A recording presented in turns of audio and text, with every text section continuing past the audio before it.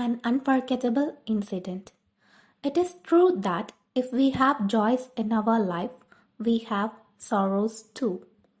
Like all others, I cannot be an exception. I still remember the day when I felt that there is no joy in the world but sorrow. I was enjoying the vacations after my 10th class board examinations. My friend in the neighborhood named Polly was staying with me.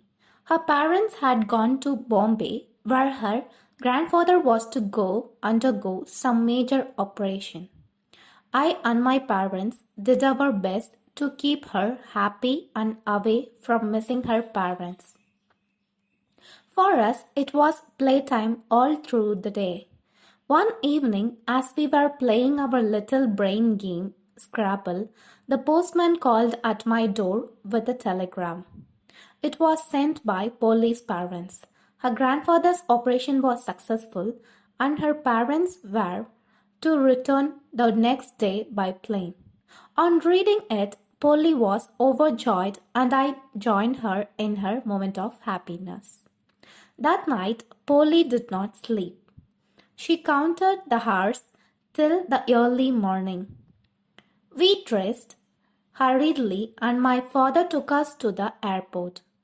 On reaching there, we sensed something wrong. The Indian Airlines flight from Bombay had crashed while landing. Fire tenders and ambulance were on the run.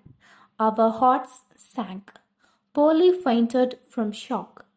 My father hired a taxi and sent us back home. We waited with the throbbing hearts for my father to return with her safe and sound parents. My mother sent for a doctor as Polly's condition became worse. I sat by her side silently, wishing for a happy turn. My father returned only to say that there was no sign of her parents, though their names were mentioned in the airline's passengers list. Polly was hysterical and it became difficult to control her. She said that she wanted to go to her home. I decided to go with her while my mother would soon follow. Once out on the street, she ran towards her home. I saw a speeding car and shouted after her to stop. She didn't. The car didn't stop and speed away, leaving her lying on the road badly hurt. We immediately took her to a nearby hospital.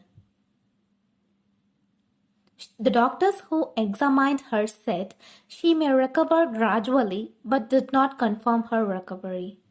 She was placed in the intensive care unit. I returned home with my parents. The moment we entered the room, the telephone rang. It was a call from the hospital to inform that Polly was no more. I felt numb and tears welled up in my eyes. I still refused to believe what I heard was true. The postman was back again with another telegram.